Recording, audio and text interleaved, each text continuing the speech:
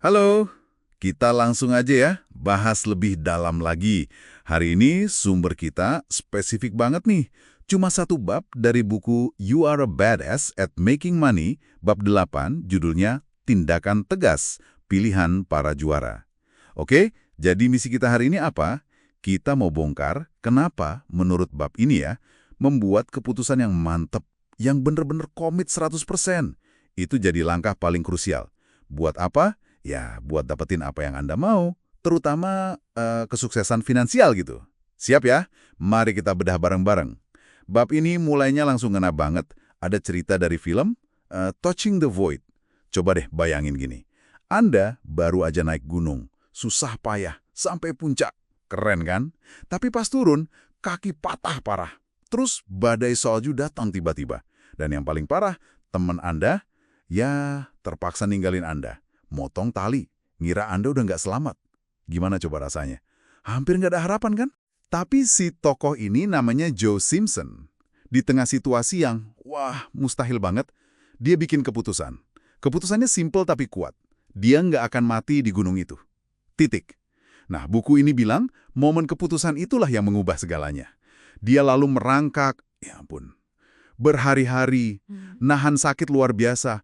Jadi fokusnya di momen memutuskan itu. Iya, betul. Yang menarik di sini tuh, ini bukan soal aduh semoga bisa atau pengen deh, bukan itu. Ini tentang kekuatan memutuskan. Komitmen 100%. Gitu loh. Kata penulisnya, Jen Sincero, pas Anda beneran udah mutusin misalnya, oke, saya putuskan mau jadi kaya, atau mau capai target X, itu ada yang klik di dalam diri. Anda jadi kayak terobsesi gitu, cari jalan.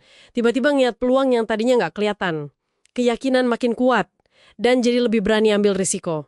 Nah, ini nih yang relevan buat Anda yang dengerin. Coba pikirin deh tujuan Anda sekarang. Tujuan finansial atau apapun itu.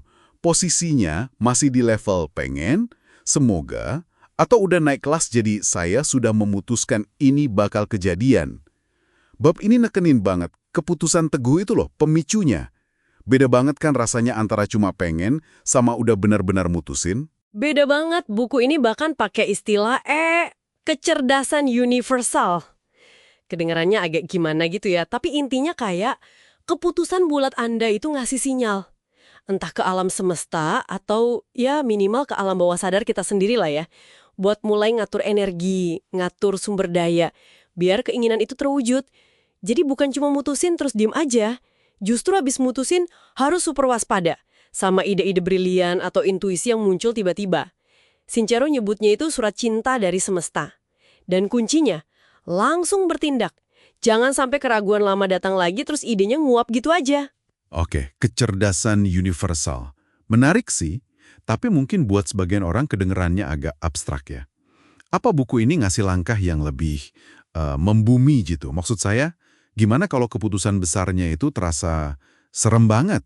Bikin kita kewalahan atau overwhelmed gitu? Oh tentu ada. Praktis kok bab ini. Buat ngatasin rasa overwhelmed itu ada 2 tips utama nih. Pertama, perjelas detailnya. Sering kita overwhelmed itu karena bayangin yang nggak jelas. Asumsi doang. Jadi cek dulu faktanya. Beneran sesulit itu? Langkah pertamanya apa sih? Kedua, nah ini penting. Pecah tugas raksasanya jadi langkah-langkah super kecil yang bisa dikelola. Balik ke Joe Simpson tadi, dia nggak mikir harus merangkak puluhan kilo. Enggak. Dia fokusnya cuma, oke, 20 menit ke depan harus sampai sana. Udah. Nah, nyampe target kecil itu kan bikin kita ngerasa bisa, jadi ada momentum, fokusnya juga kejaga. Ah, iya. Kayak mecah target pendapatan setahun jadi target bulanan, atau bahkan harian gitu ya. Masuk akal, masuk akal. Tepat. Dan ada satu lagi nih, pembedaan penting banget yang diangkat buku ini. Bedanya bertindak dengan urgensi sama bertindak terburu-buru. Beda loh. Urgensi itu bagus, datangnya dari keyakinan. Saya percaya ini bisa, ini penting, jadi saya gerak sekarang. Ini ngasih energi positif. Nah, kalau terburu-buru, itu datangnya dari panik. Dari rasa takut kurang. Waduh, harus cepat nih sebelum kehabisan. Saya nggak punya cukup uang. Ini malah nguras energi. Dan kata buku ini, nurunin frekuensi positif kita. Jadi bikin kondisi mental kita nggak efektif, malah narik yang nggak-nggak. Wah, contoh dari bukunya ngena banget nih. Ada cerita Kelly, pengusaha gitu, dia memutuskan mau rekrut karyawan pertama. Tapi dia takut banget.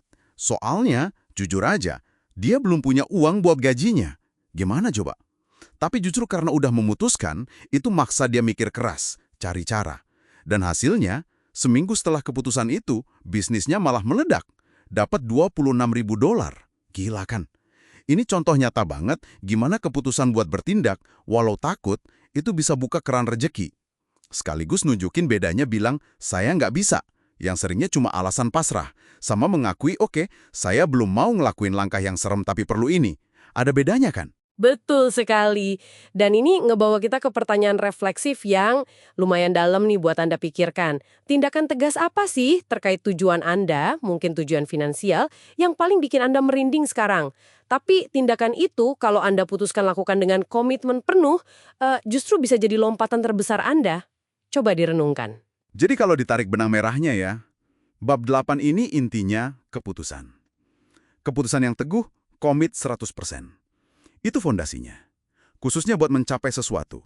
Termasuk finansial ya, sesuai konteks buku ini. Jadi bukan cuma kerja keras doang, tapi startnya dari pilihan sadar. Milih buat bertindak, fokus cari solusi, bukan fokus ke masalahnya. Dan nolak buat nyerah sama ragu atau takut. Mungkin memunculkan pertanyaan lanjutan yang lebih to the point ya. Keputusan 100% apa nih, sekecil apapun nggak masalah, yang bisa Anda buat, ya hari ini juga, buat mulai muterin roda ke arah tujuan besar Anda itu. Nah, sebagai penutup nih, ada satu pemikiran buat Anda bawa pulang. Terinspirasi dari bab ini juga. Kalau ide-ide brilian yang suka muncul setelah kita memutuskan sesuatu, itu beneran kayak surat cinta dari semesta yang dirancang khusus buat kita. Coba inget-inget lagi deh, ada nggak ide yang pernah Anda abaikan? Dikesampingkan gitu aja karena rasanya, terlalu gede, terlalu berisiko, nggak mungkin lah. Siapa tahu, ya kan? Ide yang dulu Anda anggap mustahil itu justru kunci yang selama ini Anda cari. Coba deh dipikirin lagi. Oke? Sampai ketemu lagi di pembahasan mendalam kita berikutnya ya.